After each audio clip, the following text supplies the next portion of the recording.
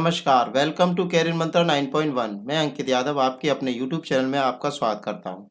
आप सभी को ये पता ही होगा कि त्रिदेव ब्रह्मास्त्र सीरीज में हम वीडियो बंदरोगा और जूनियर असिस्टेंट के लिए हिंदी का ब्रह्मास्त्र की सीरीज में जो है सेट नंबर चौथा कराने जा रहे हैं आज। ठीक है, तो इससे पहले 3 सेट कंप्लीट हो चुके हैं। ये प्रैक्टिस सेट कम प्रीवियस ईयर को बना करके बनाए गए हैं क्वेश्चन। ठीक है, तो चलिए वीडियो शुरू करते हैं। वीडियो शुरू करने से पहले आप चैनल को सब्सक्राइब कर दीजिए, लाइक कर दीजिए, शेयर कर दीजिए और कमेंट बॉक्स में कमेंट जरूर लिखना लास्ट में वीडियो के अंत में, कि जिससे हमें पता पड़े कि आपको ये सीरीज कैसी लग रही है। ठीक है, तो चलिए वीडियो शुरू करते हैं। आज की क्लास का फर्स्ट क्वेश्चन है,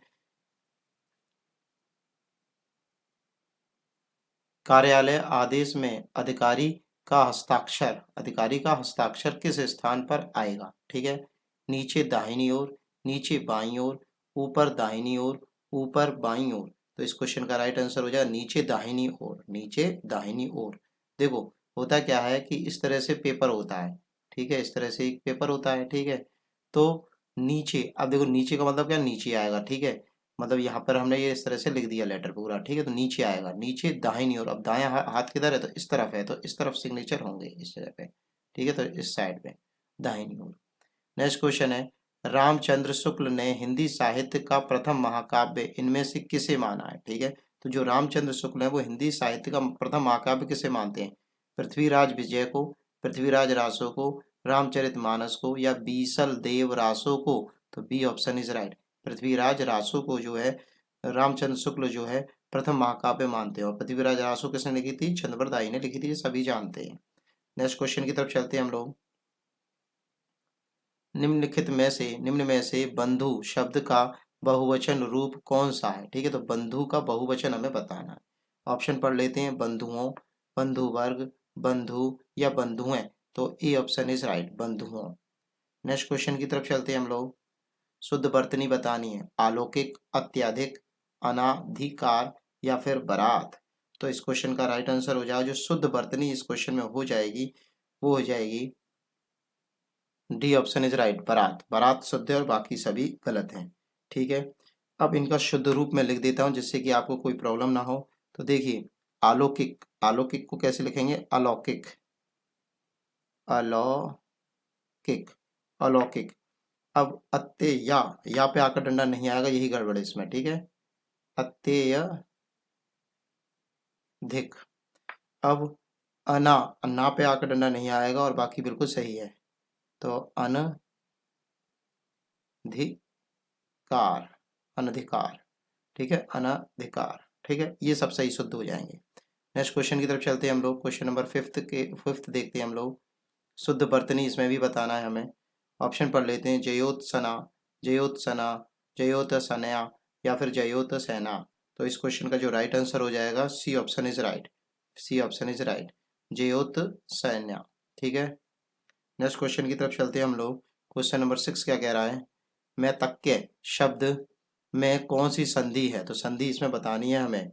ऑप्शन पढ़ लेते हैं, दीर्घ है, वृद्धि है, गुण है या फिर यण है। तो वृद्धि संधि है इसमें। कैसी संधि है, वृद्धि संधि है। और इसको मैं तक्के को संधि विच्छेद करेंगे तो कैसे लिखेंगे, मत धन ऐक्य। ठीक है, कैसे लिखेंगे, मैं मत धन ऐक्य। तो आ और ए इसमें जुड़ रहा है, छोटा आ प्लस छोटी ए, दोनों जुड़ के क्या बना रहे हैं, ए बना रहे हैं। ठीक है, तभी तो यहाँ पर ए की मात्रा आ रही है, दो मात्रा आ रही है कि। नेक्स्ट क्वेश्चन की तरफ चलते हैं। तो इसमें वृद्धि संधि हो गई है। नेक्स्ट क्वेश्चन है 7, उच्चारण की उच्चारण का संधि विच्छेद होगा। तो उच्चारण का संधि विच्छेद हमें करना है। तो ऑप्शन पढ़ लेते हैं, उच्च धन आरण, उत धन चारण, उत धन चारण, उच्च धन चारण। तो इस क्वेश्चन का राइट आंसर हो जाएगा सी ऑप्शन इज राइट, उत धन चारण। तो देखो हो क्या रहा है, ता और चा मिल करके क्या बना रहे हैं, चाचा, डबल चा बना रहे हैं। ठीक है, ता और चा मिलकर के डबल चा, चच्चा बना रहे हैं, चा चा। ठीक है, आधा चा और पूरा चा। एक सेकेंड,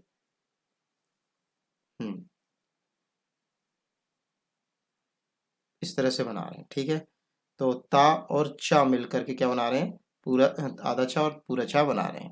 नेक्स्ट क्वेश्चन है, मुंबई में गगनचुंबी इमारतें बहुत हैं, रेखांकित, और देखो गगनचुंबी शब्द है, तो रेखांकित शब्द में कौन सा समास समाहित है। समास हमें बताना है इस क्वेश्चन में। ठीक है, तत्पुरुष समास है, कर्मधारय समास है, द्विगु समास है, या अव्ययीभाव समास है। तो इसमें तत्पुरुष समास है।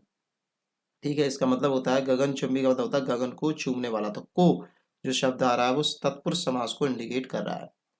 नेक्स्ट क्वेश्चन है, जिसमें कोई पद प्रधान नहीं होता तथा अन्य अर्थ प्रधान प्रधान होता है। ठीक है, कोई अलग ही निकलता है, तो वहां कौन सा समास होता है? ऑप्शन पढ़ लेते हैं। कर्मधारय समास, अव्ययीभाव, तत्पुरुष, या बहुव्रीहि। तो बहुव्रीहि होता है, ये सभी जानते हैं। ठीक है, अलग ही अर्थ निकलता है, वहां बहुव्रीहि होता है। क्वेश्चन नंबर 10 पर आ गए हम लोग। निर्गुण का निर्गुण में कौन सा उपसर्ग है? उपसर्ग हमें बता, नि, नित्य, निर, या निग, या फिर निधे। तो उपसर्ग मतलब आगे लगता है, तो उपसर्ग इस क्वेश्चन में जो हो जाएगा वो निर हो जाएगा। तो C option is right. C option is right. अब इससे बनने वाले जो शब्द है निर्वाह, निर्वास, निर्वय, ये सब होते हैं। बे उपसर्ग किस शब्द समूह में नहीं है? इनमें से नहीं है, किस में नहीं है? बेरहम, बेखुदी, बेदम, बेईमान, बाइज्जत, बाकायदा, बेसहारा, बेइज्जत। तो देखो सी में ही साफ दिख रहा है, सी में नहीं है।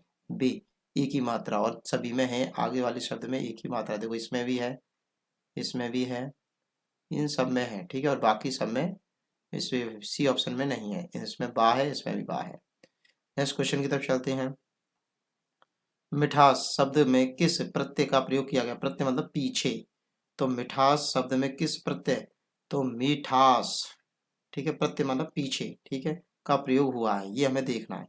मीठा, ठोस, आस, या फिर प्यास। ठीक है, तो इस क्वेश्चन का जो राइट आंसर हो जाएगा वो सी ऑप्शन इसका राइट हो जाएगा। क्या हो जाएगा? सी ऑप्शन इज राइट हो जाएगा। आस लगा हुआ, मीठा और आस, C option is right. Next question की तरफ चलते हैं। निम्नलिखित में से कौन सा शब्द तत्सम नहीं है? नहीं पूछा जा रहा है, तत्सम नहीं है। ठीक है, पढ़ लेते हैं। कपाट, कीटक, कूची, कुंभकार। तो इस क्वेश्चन का राइट आंसर होगा कूची। अब देखो कूची का जो आपका तत्सम होता है वो कुचिका होता है। क्या होता है? कुचिका होता है। कुचिका क्या होता है? कुचिका होता है। अब बात करते हैं कपाट और कुंभकार की। तो कपाट का तो हो जाएगा किवाड़, और कुंभकार का हो जाएगा कुम्हार। ठीक है, नेक्स्ट क्वेश्चन की तरफ चलते हैं। निम्नलिखित में से तद्भव शब्द बताना है। तो तद्भव बताना है हमें। ठीक है, ऑप्शन पढ़ लेते हैं। अग्नि, पुष्प, शलाका, या फिर 14। तो 14 जो है तद्भव शब्द है, इसका तत्सम जो होगा चतुर्दश होगा। क्या होगा? चतुर्दश होगा। D option is right. धरती शब्द में तत्सम शब्द है, तो धरती में तत्सम हमें बताना है। ऑप्शन पढ़ लेते, धरणी, धात्री, धरती, या फिर धरा। तो सी ऑप्शन इज राइट, धरत्री। ठीक है, धरित्री जो है क्या होगा? इसका तत्सम शब्द होगा। क्वेश्चन नंबर 16 क्या कह रहा है? समुद्रगुप्त भारत का नेपोलियन था। यहाँ नेपोलियन किस प्रकार की संज्ञा का उदाहरण है? ठीक है, व्यक्तिवाचक, जातिवाचक, भाववाचक, या फिर समूहवाचक। तो भारत का नेपोलियन तो एक जाति बता रहा, पूरी की पूरी जाति को बता रहा है। समुद्रगुप्त भारत का नेपोलियन था। ठीक है, तो नेपोलियन शब्द जो यहाँ पर है वो क्या बता रहा है? एक तरह से जाति बता रहा है सभी की। नेक्स्ट क्वेश्चन है, इनमें से समूहवाचक संज्ञा कौन सी है? ठीक है, कौन सी समूहवाचक संज्ञा है? राम, हिमालय, अनाज, या फिर सेना। तो इसमें जो सेना जो है समूह को इंडिकेट कर रही है, तो सेना जो है समूहवाचक संज्ञा है। नेक्स्ट क्वेश्चन की तरफ चलते हैं। क्वेश्चन नंबर 18 क्या कह रहा है हमसे देखते हैं। निम्नलिखित प्रश्न में 4 विकल्प दिए गए हैं, उस विकल्प का चयन करें जो सर्वनाम के भेद का सही विकल्प है। हम जिसको हमने बुलाया था वह आया है। ठीक है, जिसको हमने बुलाया था वह आया है। ठीक है, ऑप्शन पढ़ लेते हैं यहाँ पर अब हम लोग फटाफट से। निश्चयवाचक, संबंधवाचक, उत्तम पुरुष, या फिर निजवाचक। तो इसमें संबंध बताया जा रहा है। ठीक है, जिसको हमने बुलाया था, जिसके बारे में जो हम जिसको हमने बुलाया था वह आया है, मतलब संबंध दिखाया जा रहा है यहाँ पे। नेक्स्ट क्वेश्चन की तरफ चलते हैं। मैं यह काम अपने आप ही कर लूंगा। ठीक है, निश्चयवाचक सर्वनाम, निजवाचक सर्वनाम, पुरुषवाचक सर्वनाम, या इनमें से कोई नहीं। तो निज, निज मतलब अपने बारे में बोल रहा है, अपने आप। अपने आप से हमें क्या पता पड़ रहा है? निजवाचक सर्वनाम है। क्वेश्चन नंबर 20 के बाद 20 पर आ गए, 19 के बाद 20 पे आ गए हैं। इनमें से किस वाक्य में गलत विशेषण प्रयुक्त हुआ है? गलत विशेषण किस में है वो हमें ढूंढना है। ऑप्शन पढ़ लेते हैं। कविता परिश्रमी युक्ति है, बिल्कुल सही बात है। प्रबुद्ध जनों से हमारी अपेक्षा है, बिल्कुल सही बात है ये भी। यही सरकारी महिला का अस्पताल है, ठीक है, तो यही बात गलत है, यही वाला जो ऑप्शन है यही गलत है, तो हमारा इसी ऑप्शन इसका सही हो जाएगा और ये बात भी गलत हो जाएगी। अब देखिए बात क्या कह रहा है कि गलत पूछा, सॉरी एक सेकेंड, ये तो सही था लास्ट वाला, हाँ ये सही है, ठीक है।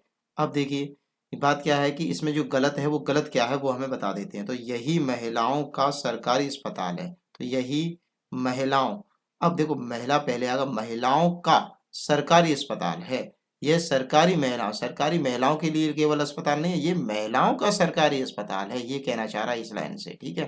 तो C option is right. Next question की तरफ चलते हैं हम लोग। क्वेश्चन नंबर 21 है हमारा, एक सेकेंड।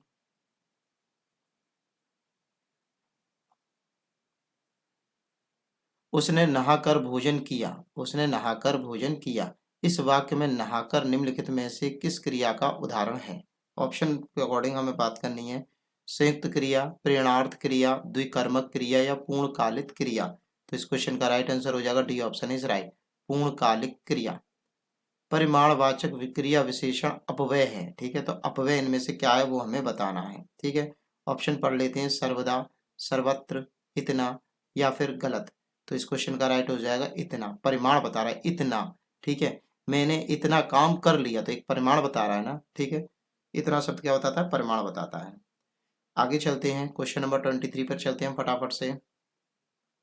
जिन अपव्ययों का संबंध वाक्य से नहीं वक्ता के हर्ष शोक आदि भावों से होता है वे डैश होते हैं, वो क्या होते हैं वो हमें बताना है। ऑप्शन है विस्मय बोधक अपव्यय, संबंध सूचक अपव्यय, क्रिया विशेषण, समुच्चय बोधक अपव्यय।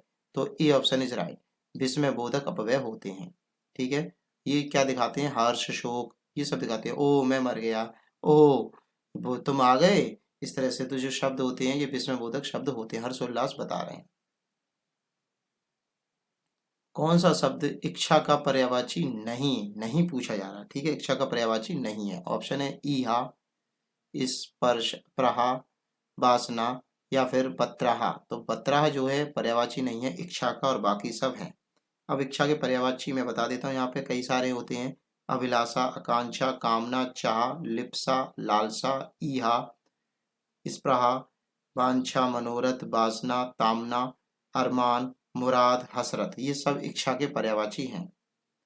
नेक्स्ट क्वेश्चन की तरफ चलते हैं। पुष्प का पर्यायवाची शब्द बताना है। पुष्प का पर्यायवाची शब्द है, ऑप्शन पढ़ लेते हैं, सरसिज, परिजात, अमृतत्व या कुसुम। तो पुष्प का पर्यायवाची क्या है? कुसुम है, ठीक है। अब पुष्प के जो पर्यायवाची हैं दो तीन और सुन लीजिए, सुमन, कुसुम, प्रसून, ये सब पुष्प के पर्यायवाची हैं, ठीक है। अब यहाँ पर जो ऑप्शन दे रखा है सरसिज, तो ये जो है कमल का पर्यायवाची है। सरसिज क्या है? का कमल का पर्यायवाची है। परिजात, परिजात जो है कल्प वृक्ष का पर्यायवाची है। और अमृत, अमृत जो है मोक्ष का पर्यायवाची है। कर्कश का विलोम नीचे लिखे विकल्पों में से बताना है, विकल्पों में से बताना है हमें कर्कश का। ऑप्शन पढ़ लेते हैं, कठोर, विवेकी, मधुर या फिर विनम्र। तो विलोम शब्द क्या हो जाएगा? मधुर हो जाएगा, तो सी ऑप्शन इज राइट, ठीक है। मधुर या फिर कोमल भी हम बोल सकते हैं। अब यहाँ पर विवेकी है, विवेकी का विलोम शब्द हो जाएगा अविवेकी, विवेकी का क्या हो जाएगा? अविवेकी, ठीक है। आगे चलते हैं, मूर्त शब्द का विलोम बताना है। तो मूर्त शब्द का विलोम हो जाएगा अमूर्त, A option is right. Next question की तरफ चलते हैं हम लोग, और यहाँ पे ये एक दे रखा है वर्ड अदृष्ट, तो अदृष्ट का हो जाएगा दृष्ट, ठीक है। और चलते हैं आगे, आज 10वीं की परीक्षा का डैश आएगा, ठीक है, तो क्या आएगा? आज 10वीं की परीक्षा का, ऑप्शन पढ़ लेते हैं, ये पता ही होगा, परिणाम आएगा। क्वेश्चन नंबर है आगे, डैश पीकर कोयल अपने डैश में जाकर बैठ गई, ठीक है। तो क्या पिएगी कोयल? पानी पिएगी, तो नीर पीकर, नीर पीकर कोयल अपने नीड, नीड में जाकर बैठ गई, तो सी ऑप्शन इज राइट, ठीक है, पानी पी करके घोंसले में जाके बैठ गई। क्वेश्चन नंबर 30 है, पर्वत की तलहटी वाक्य के लिए एक शब्द है, एक शब्द बताना है पर्वत की तलहटी के लिए, ठीक है। घाटी, उपत्यका, द्रोण या फिर बेसिन। तो बी ऑप्शन इज राइट, पर्वत की तलहटी के लिए हम क्या बोलते हैं? उपत्यका। जो अपने पद से हटाया गया हो, ऑप्शन है पदभ्रष्ट, पदानुबत, पदानुगत या पदच्युत। तो डी ऑप्शन इसका हो जाएगा, 31 का क्या हो जाएगा, डी ऑप्शन इज राइट, पदच्युत। ठीक है, पदच्युत, जो अपने पद से हटाया गया हो। आगे देखते हैं, क्वेश्चन नंबर 32 पर हम आ गए हैं। आगे देख लेते हैं इसको। का बरखा जब कृषि सुखाने तब कहा जाता है, कब कहा जाता है, इसका मतलब कब, किस समय पर यूज होता है ये बताना है हमें। ठीक है, तो समय पर काम ना हो, समय को व्यर्थ गवा दिया जाता हो, समय का लाभ ना उठाता हो, समय का पालन करता हो, तो ये ऑप्शन इसका सही हो जाएगा, समय पर काम नहीं करे, जो नहीं हो। का बरखा जब कृषि सुखाने, अब बारिश की क्या जरूरत है, जब कृषि सूखी गई, अब सूखे हुए में पेड़ में पानी थोड़ी लगाएंगे, तो समय ही निकल गया, तो समय पर काम नहीं होना, इस तरह से समझिए। हाँ, एक बात और, आपको क्या काम करना है, फिर से वही याद दिला दूं, आपको चैनल को सब्सक्राइब करना है, लाइक करना है, शेयर करना है। 32 क्वेश्चन हो गए हैं, बस करीब आपके 18 क्वेश्चन और रह गए हैं सेट के। ठीक है, तो आप चैनल को सब्सक्राइब कर दीजिए, लाइक कर दीजिए, शेयर कर दीजिए, और कमेंट बॉक्स में अपने कमेंट अच्छे अच्छे लिख दीजिए। चलिए आगे चलते हैं हम लोग, क्वेश्चन नंबर 33 पर आ गए हम लोग। विपत्ति मोल लेना, मुहावरे एवं लोकोक्ति का सही अर्थ बताना है। ठीक है, विपत्ति मोल लेने का, तो बिना पत्ते की सब्जी लेना, जानबूझकर संकट में पड़ना, एक दवाई खरीदना, मुसीबत खरीदना, तो जानबूझकर संकट में पड़ना, विपत्ति मोल लेना का मतलब होता है। हाथ का, हाथ कंगन को आरसी क्या, हाथ कंगन को आरसी क्या, लोकोक्ति का मतलब बताना है। अहंकार की बातें करना, शक्तिमान की विजय, प्रत्यक्ष के लिए प्रमाण क्या, सिद्धांतहीन मनुष्य, तो सी ऑप्शन सही हो जाएगा, प्रत्यक्ष के लिए प्रमाण क्या, हाथ कंगन को आरसी क्या, ये इसका मतलब होता है। मुझे बताओ कि तुम्हारे जन्म कब और कहाँ हुआ था, तो वाक्य में भेद बताना है। ठीक है, तो इस क्वेश्चन के ऑप्शन पढ़ लेते हैं। सरल वाक्य है, आश्रित वाक्य है, संयुक्त वाक्य है, या मिश्र वाक्य है। देखो यहाँ पर देखो की शब्द भी आया है और शब्द भी आया, तो इसमें कौन सा वाक्य है, मिश्र वाक्य है। कौन सा वाक्य है, मिश्र वाक्य है। उसने अपने को निर्दोष घोषित किया, इस सरल वाक्य के मिश्र वाक्य के रूप में निम्नलिखित में से कौन सा है। ठीक है, तो इनमें से जो है मिश्र वाक्य के रूप में कौन सा है वो हमें बताना है। ठीक है, ऑप्शन पढ़ लेते हैं हम लोग यहाँ पर। उसने कहा कि मैं निर्दोष हूँ, तो मिश्र वाक्य बना दिया। ठीक है, सरल वाक्य से हमने क्या बना दिया, मिश्र वाक्य बना दिया, यही ऑप्शन सही है सारे। सॉरी, एक सेकंड एक सेकंड, हाँ, हाँ ये यही सही है, सॉरी, यही बात सही है और बाकी के तीनों गलत हैं, तो मिश्र वाक्य से बन गया है। ठीक है, की लगा करके। आगे चलते हैं, क्वेश्चन नंबर 37 की तरफ आ गए हम लोग। शुद्ध वाक्य छांटना है, इसमें शुद्ध हमें छांटना है। उस वन में प्रातःकाल के समय का दृश्य बहुत ही सुहावना होता है। ठीक है, उस वन में सुबह के समय का दृश्य बहुत ही सुहावना होता है। उस वन में प्रातःकाल का दृश्य बहुत ही सुहावना होता था। उस वन में सवेरे के समय का दृश्य बहुत ही मनोरम होता था। तो इस क्वेश्चन में सी ऑप्शन इसका सही है, शुद्ध है, और बाकी सब गलत है। ठीक है, अब देखिए क्यों, देखिए उस वन में, तो उसी ऑप्शन पढ़ रहा हूँ, उस वन में प्रातःकाल का दृश्य है। ठीक है, अब देखो पहले वाले ऑप्शन में समय खामखा लगा दिया, प्रातःकाल की बात होगी तो समय लगाने की जरूरत ही नहीं है, इसमें भी समय लगा दिया, इसमें भी समय लगा दिया, इस तरह से आप चेक कर सकते हैं। ठीक है, आगे चलते हैं हम लोग। किस वाच्य में क्रियाएं सवैदैव एक लिंग, एक वचन, पुल्लिंग और अन्य पुरुष में होती हैं। ऑप्शन के अकॉर्डिंग बात करेंगे, कर्म वाच्य में, कृत्यवाच्य में, भाववाच्य में, या सभी में। तो भाववाच्य में, भाववाच्य में एक जैसी होती है, कोई मतलब नहीं होता, एक वचन, पुल्लिंग और अन्य पुरुष में होती है। निम्न में से किस वाक्य में संप्रदान कारक है, तो संप्रदान कारक इनमें से किस में है वो हमें पढ़ना है। मेरे घर स्टेशन से बहुत दूर है, मेरे घर स्टेशन से बहुत दूर है, घर, सॉरी, राम घर पर सो रहा है, राजा ने निर्धनों को कंबल दिए, निसार खेलता है। तो इस वाले क्वेश्चन में जो हमारा संप्रदान कारक है, संप्रदान जो दिखाया जा रहा है वो सी ऑप्शन में दिखाया गया। किस में दिखाया गया, सी ऑप्शन में दिखाया गया। राजा ने निर्धनों को कंबल दिए, तो को जो शब्द है संप्रदान को इंडिकेट कर रहा है। ठीक है, आगे चलते हैं हम लोग। मुख्य अतिथि के सम्मान में यह आयोजन किया गया है, इस वाक्य में रेखांकित में कौन सा कारक है।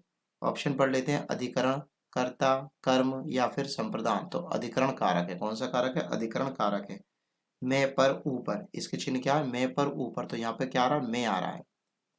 नेक्स्ट क्वेश्चन है, निम्न में से कौन सा शब्द पुल्लिंग है। पुल्लिंग हमें बताना है कौन सा शब्द है पुल्लिंग। ऑप्शन पढ़ लेते हैं, भवदिया, डिविया, साध्वी या फिर संचालक। तो इस क्वेश्चन का राइट आंसर हो जाएगा संचालक। संचालक कैसा शब्द है, पुल्लिंग शब्द, और बाकी सब क्या है, स्त्रीलिंग शब्द है। 42 में पाठ कर लेते हैं, दिए गए विकल्पों में पंडित शब्द का स्त्रीलिंग बताना है। तो पंडित का क्या हो जाएगा, पंडिताइन। तो C option is right. Question number हम आ गए हैं 43 पर। प्रेम अनदेखी राहों की तरह ही आकर्षक होता है। वाक्य का काल पहचानना, क्या पहचानना हमें, काल पहचानना।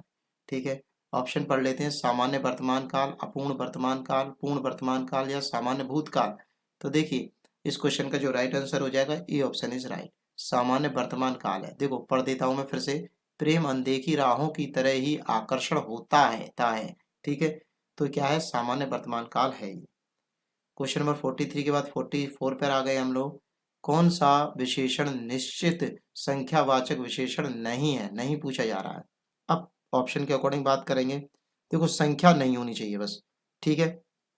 ऑप्शन पढ़ लेते हैं, कुर्ते के लिए 2 मीटर कपड़ा, तो देखो 2 मीटर आ गया तो ये है, ठीक है, ये क्या है, संख्यावाचक विशेषण है। ठीक है, 1 किलो, एक आ गया तो ये भी संख्यावाचक विशेषण है। सैकड़ों लोग मारे गए, ठीक है, यहाँ पे संख्या नहीं दी गई, 1 2 3 4, सैकड़ों दिया है पर संख्या नहीं है, तो ये आपका नहीं है संख्यावाचक विशेषण। चाय में 50, 50 क्या है, संख्या है, तो हमारा सी ऑप्शन राइट हो जाएगा। ठीक है, क्वेश्चन नंबर 45 पर आ गए हैं। निम्नलिखित में से शुद्ध वर्तनी वाला शब्द कौन सा है, वो हमें बताना है।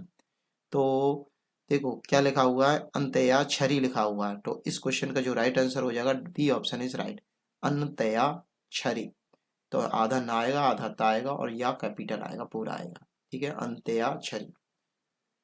ठीक है, 45 क्वेश्चन हो गए हैं। लास्ट में फिर से चैनल को सब्सक्राइब कर दीजिए, लाइक कर दीजिए, शेयर कर दीजिए। ठीक है, सूर सागर किस भाषा की रचना है। ठीक है, तो सूर सागर जो है वो किस भाषा में है, अवधी में, बुंदेली में, ब्रज में या फिर छत्तीसगढ़ी में। तो ब्रज भाषा में, किस भाषा में, ब्रज भाषा में। और जो सूर सागर है वो सूरदास ने लिखी है। पवारी, पवारी इनमें से किस बोली से संबंधित है। ठीक है, तो पवारी जो है आपकी बुंदेली से संबंधित है। कैसे संबंधित है, बुंदेली से संबंधित है। और जो क्या नाम है आपकी, बुंदेली से रिलेटेड और भी भाषाएं जैसे पवारी, भदावरी या फिर राठौरी, ये सब क्या बुंदेली पवारी भाषाएं हैं सारी। अब नेक्स्ट क्वेश्चन है 48, प्राधिकारी के लिए सटीक अंग्रेजी शब्द क्या होगा, प्राधिकारी के लिए। ठीक है, तो ऑप्शन पढ़ लेते हैं, ऑफिसर, अथॉरिटी, लॉर्ड या फिर प्रोपिएटर। तो बी ऑप्शन इसका सही हो जाएगा, अथॉरिटी। अथॉरिटी क्या होता है, प्राधिकारी। क्वेश्चन नंबर 49 पर हम आ गए हैं। शिक्षा मनुष्य जीवन की नींव है, सही अनुवाद करना है इसका, शिक्षा मनुष्य जीवन की नींव है।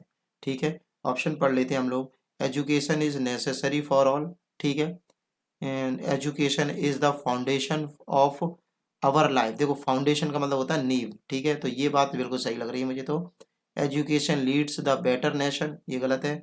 प्राइमरी एजुकेशन, प्राइमरी की तो बात ही नहीं हुई है, तो बी ऑप्शन इज राइट हो जाएगा। ठीक है, तो education is the foundation of our life. ठीक है, नेक्स्ट क्वेश्चन और लास्ट क्वेश्चन है आज की क्लास का, देखते हैं फटाफट से। निम्नलिखित में से तीक्ष्ण का विलोम बताना है। तो कुंठित, त्यागी, तृष्णा या फिर तीव्र। तो तीक्ष्ण का हो जाएगा कुंठित, A option is right, A option is right. ठीक है, और बाकी के ऑप्शन समझ लेते हैं। तृष्णा, तृष्णा का विलोम होता है वितृष्णा या फिर तृप्ति। ठीक है, तृष्णा जो शब्द है ये वाला सी ऑप्शन, तो इसका हो जाता है वितृष्णा। ठीक है, और शब्द जो दिए गए हैं, त्यागी, त्यागी का हो जाएगा ग्रही, और तीव्र का हो जाएगा आपका मंद। ठीक है, तो आज की क्लास में हम इस हमने सारे 50 क्वेश्चन कर लिए हैं। ठीक है, हाँ आपका बहुत बहुत धन्यवाद, क्योंकि आप लोगों ने चैनल को सब्सक्राइब कर ही दिया होगा। ठीक है, कमेंट भी कर दिया होगा, लाइक कर दिया होगा वीडियो को, और शेयर जरूर कर दीजिए अपने फ्रेंड्स को। ठीक है, तो thanks for watching video, take care, bye bye, धन्यवाद।